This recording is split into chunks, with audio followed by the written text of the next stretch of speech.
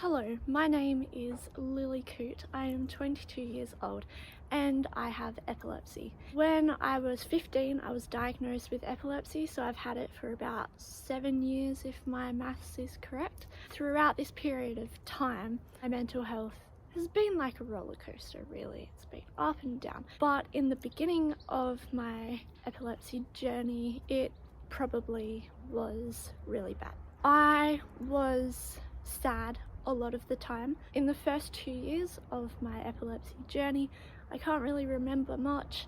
I was very highly medicated and still having seizures. Eventually, at about the 1.5 year mark, I was put on a heap of different medications that I was allergic to, which made me spiral into a very deep depression very fast. I was immediately taken off of this medication, had a couple of weeks off of school. So when I went back to school, being depressed, I was crying every day, basically going out of class. Yeah, it kind of really sucked.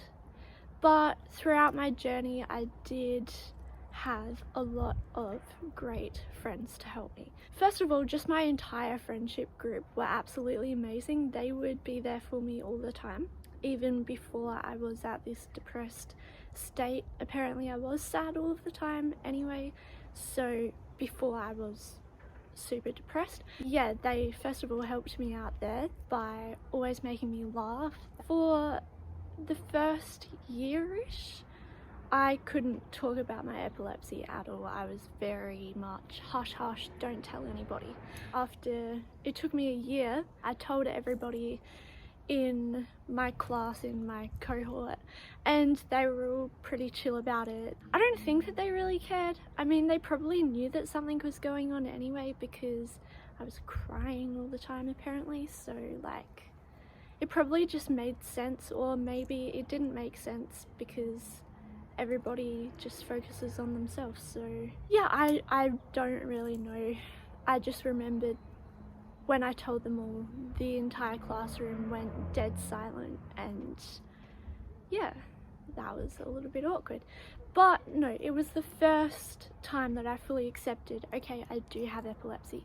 And from that, I was able to, rather than be the victim and let epilepsy take over me, I was able to take over it, if that makes sense. I have it, but I'm not going to let that stop me from doing the things that I can do, and I really don't think that I've let it stop me too much. Obviously there are some things that I can't do, but you know, you just accept it, move on, move around it in the best ways that you can. When I went back to school, my entire friendship group was very supportive of me, but in particular it was this one girl. We became best friends at school. Whenever I would just randomly get upset, she would take me out of class and make me laugh and then talk to me about it. It really helped me get through, and it really lightened up my mood. So I think that if you are struggling with mental health, it's really good to have